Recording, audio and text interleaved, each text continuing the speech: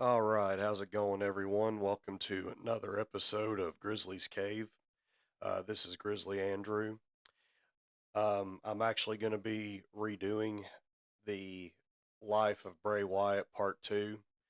Um, Basically, long story short, I did not have authorization to use his theme song to start off the episode. So I have taken that episode down and I'm just going to redo it. But before we jump back into that episode. Excuse me. I apologize. I'm still recovering from this sinus infection, head cold, whatever. Now it's drifting down into my throat and into my lungs. But um, March the 7th, that is the next Snaw wrestling event over in Nebo, Kentucky at the Nebo Community Center. The show will start at 7 p.m. Doors will open at 6 a.m. Concessions will be provided. It is a family friendly promotion. Ticket prices are as follows: free for anybody ages 0 to 5, ages 6 to 12 is $5, and ages 13 and up is $8. And I promise, folks, you will not be disappointed. All right, so I'm going to go ahead and jump back in to the Life of Bray Wyatt, and I will be reading from Wikipedia .com or .org, excuse me. And we last left off. This would have been around the fall of end of summer, beginning of fall of 2014. On September 29th, they started airing these vignettes where Wyatt was, quote, setting Luke Harper, the late Brody Lee, and Eric Rowan free. And what I remember about these vignettes, I would see them on episodes of Raw. One week he would set, I believe the first one he set free was Harper. And basically, typical vignettes, it was set in the swamps, and he said something to the effect that he was setting Harper free, and then the following week he did the same thing with Rowan, and not a lot was really seen of Rowan and Harper, let alone Bray Wyatt, for about a good month. Now,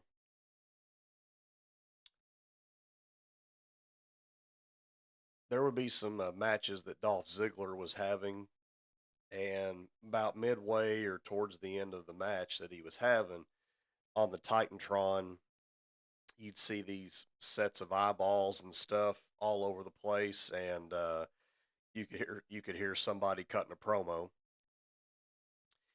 and this went on for a little bit, and it turned out it was Harper, and him and Dolph Ziggler got into a mini feud, so to speak. Actually, to the point where Harper beat Ziggler to become the Intercontinental Champion. Rowan, um, I think Rowan would make like a cameo appearance, like just out of the blue, in a match. There was one spot. He was sitting in the back watching a show, wearing his sheep mask, and Corporate Kane walked in and sat right next to him, and they're eating popcorn. Rowan slowly looks at Kane, takes his mask off, and says, "You scared me." And then they're eating popcorn together, and that's the last thing you really see.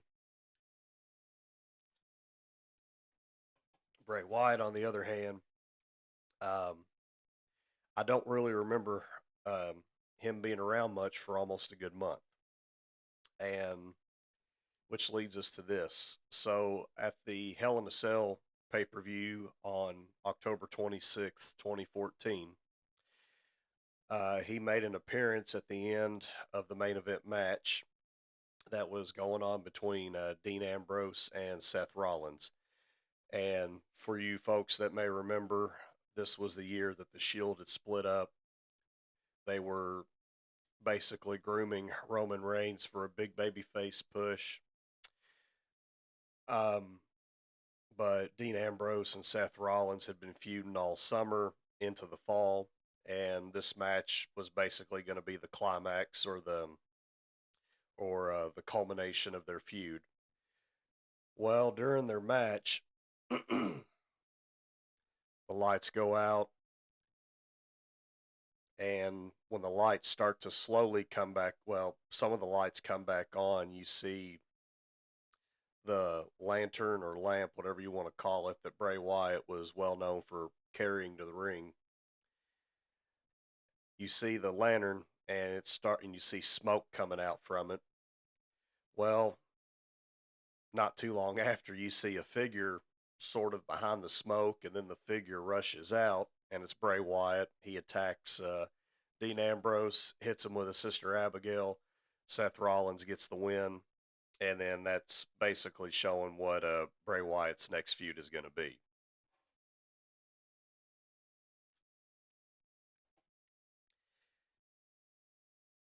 In the following weeks, Wyatt taunted Ambrose while offering to, quote, fix him like he had done with Harper and Rowan. Now, I remember a couple of promo exchanges that they had. Ambrose was in the ring, and like I said, on the original version of the episode, it was either a Raw or a SmackDown. I want to say it was a SmackDown, though. Ambrose is in the ring cutting a promo. Wyatt shows up. He's sitting on the top of the entrance ramp in his rocking chair. And I want to say that Bray Wyatt had said something in reference to Ambrose's father. And that just set Dean Ambrose off. He started to charge the top of the entrance ramp, and all of a sudden the lights went off. The infamous Bray Wyatt vignette appears on the TV screen, and then the lights came back on, but instead of Bray Wyatt sitting in the rocking chair, Bray Wyatt standing right behind Dean Ambrose with this euphoric trance, and he yells, "Run!" And then when Ambrose turns back around, the Bray Wyatt vignette appears again on the screen, and then it goes back to the arena, and it's just Dean Ambrose at the top of the entrance ramp. Just some old school mind games, which that was one of the things I liked about Bray Wyatt. Um, I did watch the match. Well, let me backtrack. They had a match scheduled at the Survivor Series pay per view. Um, Wyatt defeated Ambrose by disqualification after Ambrose used a steel chair.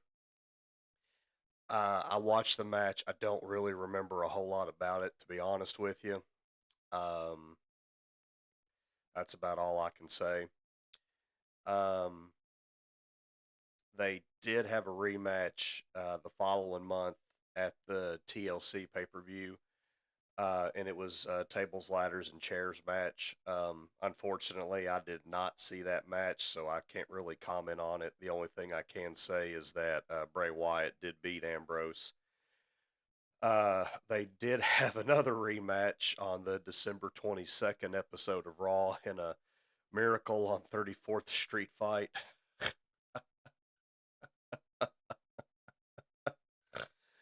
Oh, geez.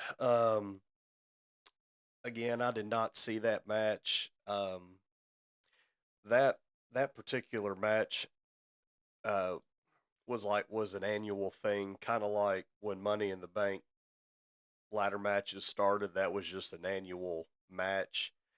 Um, that started like early 2010s. I want to say 2011 or 2012 is probably when it started. Um, and for the record, I have not seen Miracle on 34th Street in many, many years. Just going to throw that out there. I know that's random. Um, then on January 5th, I apologize for my voice, folks.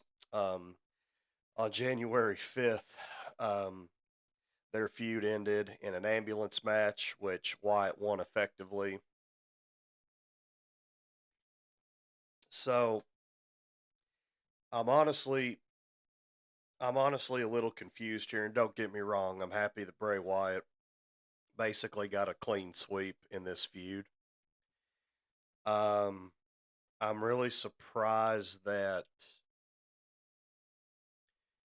they didn't have another one to where, like, Ambrose won a couple of matches and Wyatt won a couple of matches.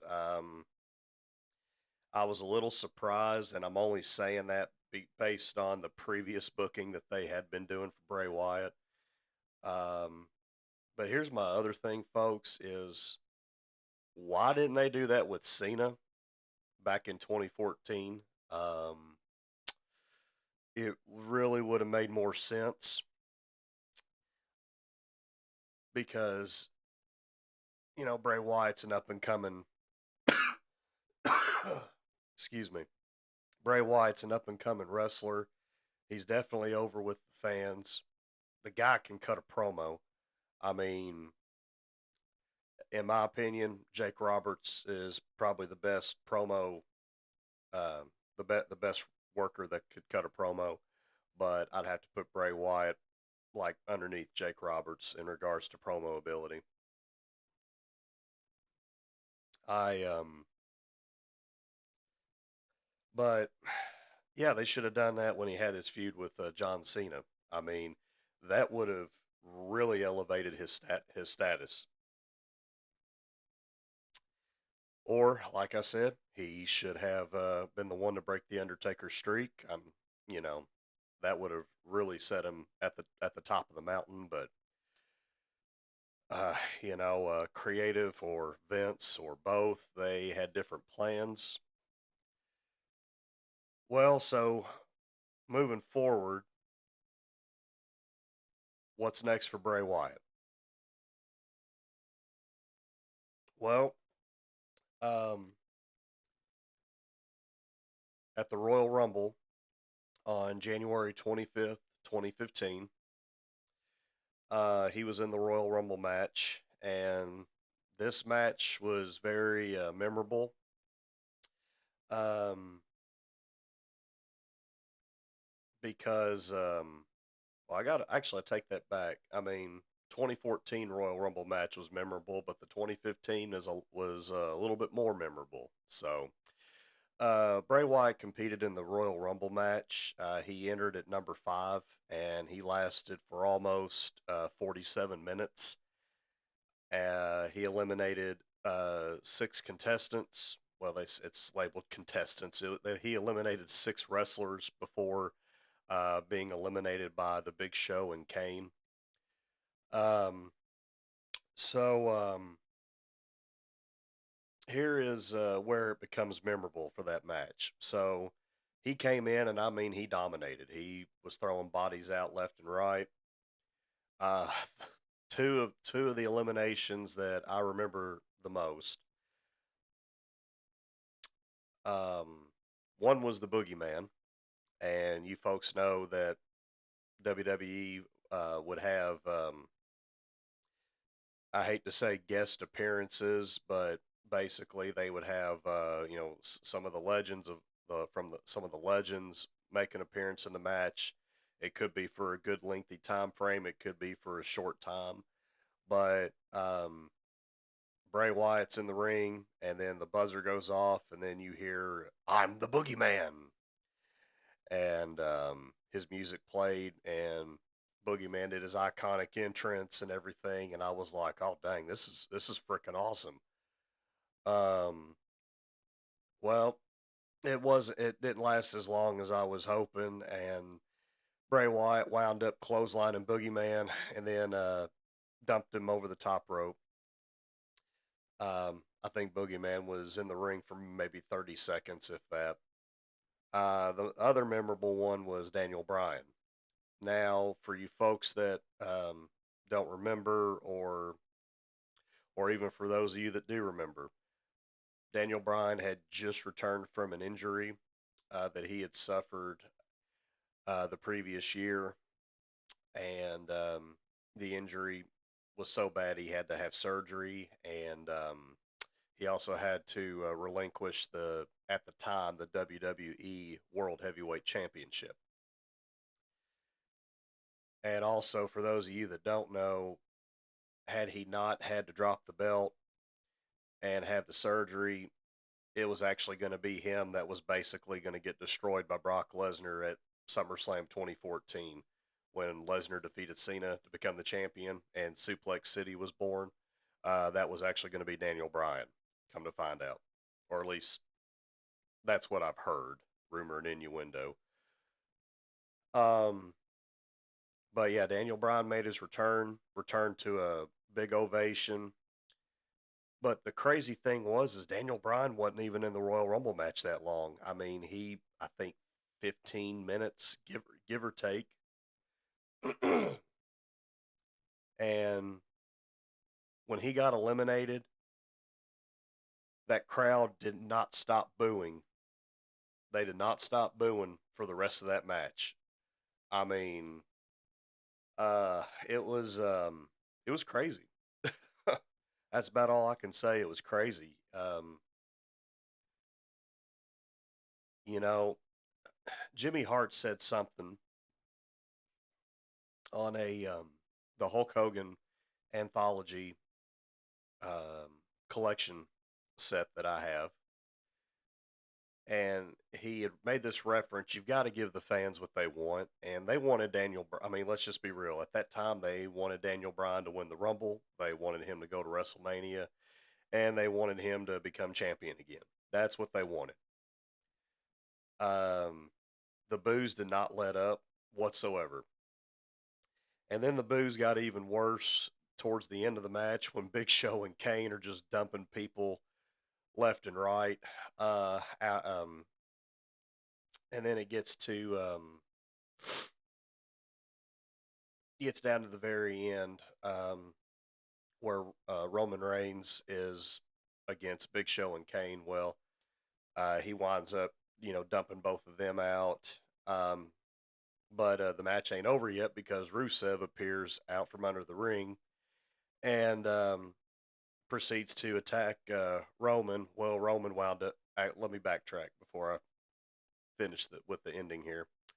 When Rusev appeared, the crowd popped really big. I mean, really loud pop, and I believe they were chanting for Rusev just temporarily. That was until Roman dumped him over the top rope. Um, and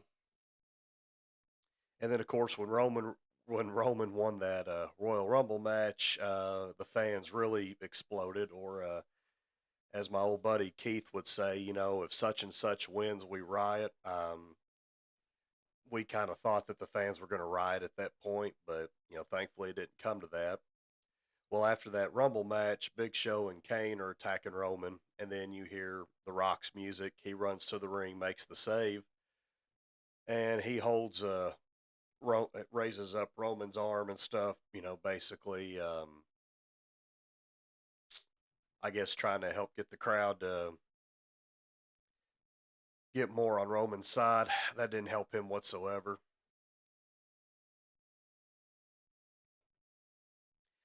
Um, my take on this is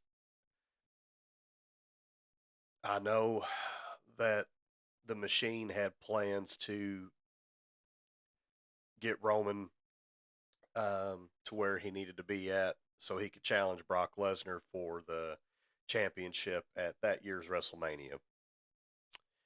The fans just weren't buying it. Um, had Roman not won, obviously, if Daniel Bryan would have won the match, then the fans would have been ecstatic. And I could be wrong on this, but I would say hypothetically, let's say Bray Wyatt won that match. I would say the crowd would have still been booing, but they wouldn't have been booing as much um, had Bray Wyatt won. That's just my opinion. take it for what it's worth. All right, so he has this excellent performance at the Royal Rumble. So what's next for Mr. Wyatt? Um, well, he started a series of cryptic promos, and he started referring to himself as the new face of fear.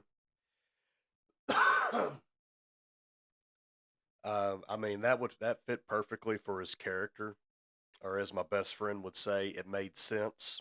Hopefully he listens to this episode and hears that. It made sense. Me personally, when I hear the term "face of fear," um,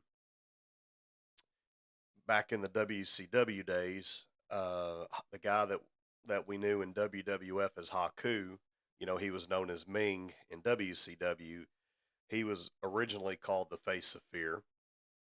Um, but then when his old tag team partner, the Barbarian, came into the mix, they formed a tag team in WCW, and then they became the Faces of Fear.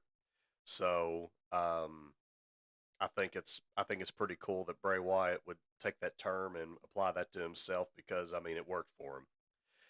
At the next pay per view, which was Fastlane on February 22nd. No, Bray Wyatt did not have a match, but the lights go out. You hear the infamous Undertaker gong, and his music plays. A casket is brought to the ring, and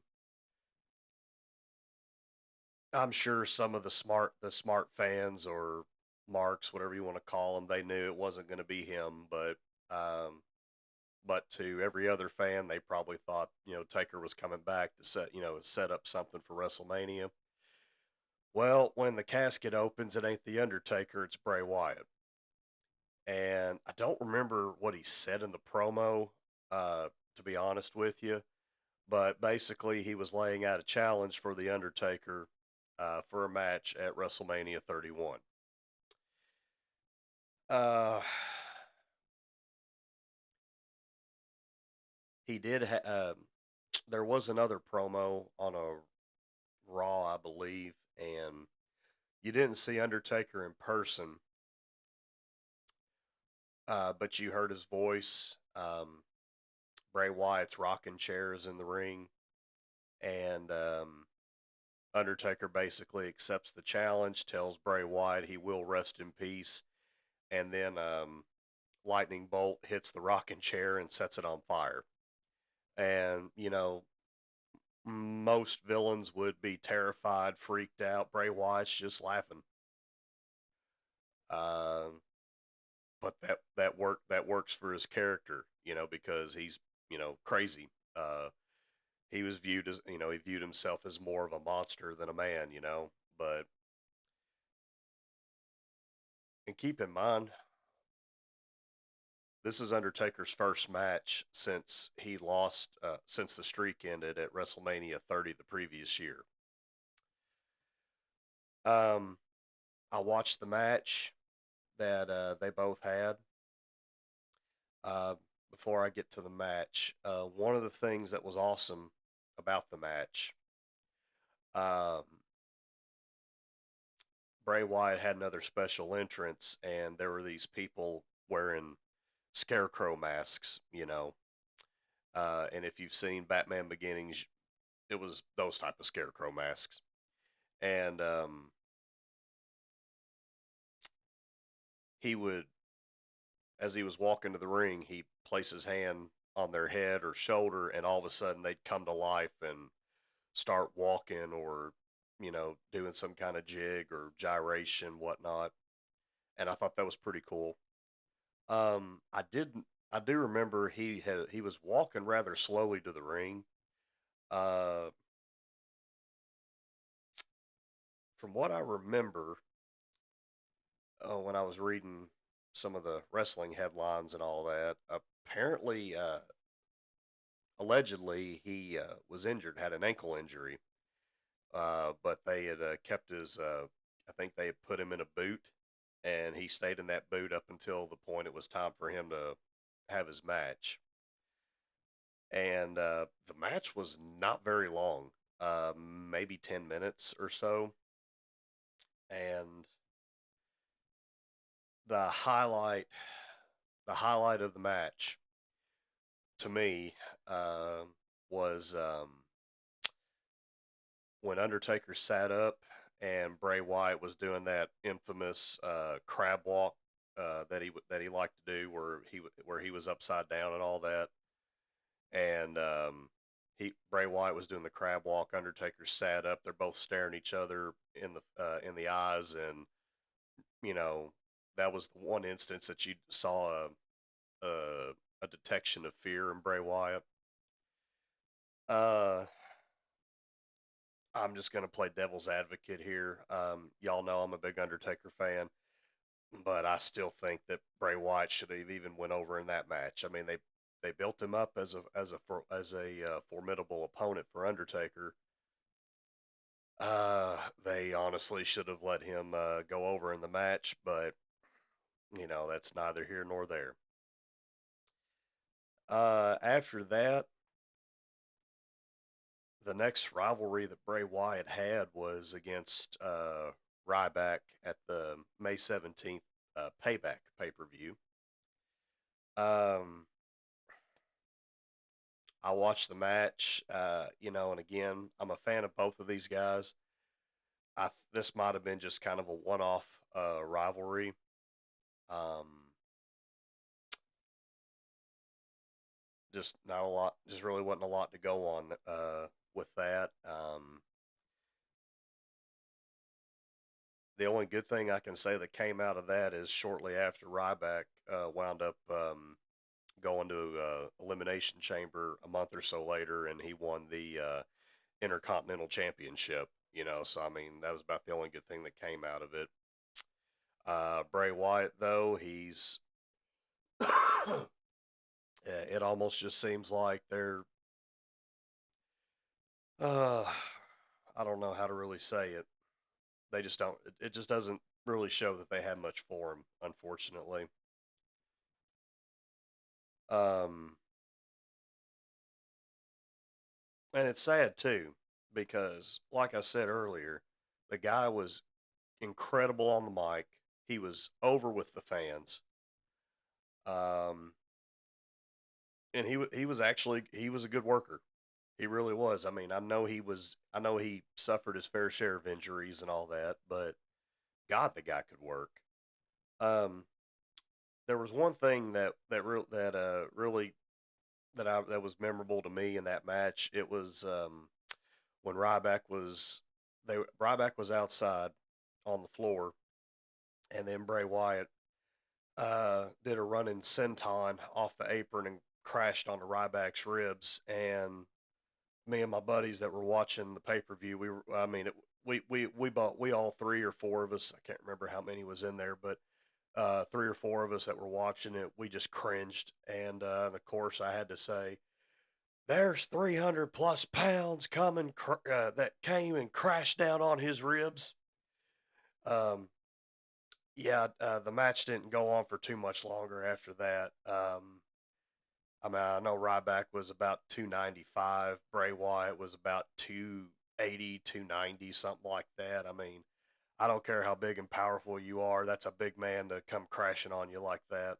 But um, I don't know. I just they did not have a good build up, really a good build up for this rivalry. And again, not to sound like an old school wrestling zealot, but back in the day, rivalries were built to last for a long time, and I'm not gonna lie, folks, I've been out of touch with WWE for about 7 years. I mean, I've kept up with some of the news. I've watched some videos and some clips and TikTok footage and stuff like that. But in regards to watching it on a full time basis, I haven't um, really kept up. Well, folks, I'm gonna end it on that. The next time I come back with another episode about Bray Wyatt, we will start off with the return of the Wyatt family. Again, folks, the next Naw wrestling event will be next Saturday, March the 7th, at the Nebo uh, Community Center in Nebo, Kentucky. Doors will open at 6 and bell time is 7 p.m. Concessions will be provided. And again, the ticket prices are as follows: ages 0 to 5. Uh, your ticket prices for that is free. Ages 6 to 12, um, $5, and ages 13 and up, $8. And folks, until next time, this is actually, I do want to say this. I do apologize for making a very rookie and amateur mistake of playing Bray Wyatt's theme song at the beginning of the original episode that I had recorded. That was my bad, and I will not make that mistake again. I do apologize that I had to take the original episode down, but um, live and learn.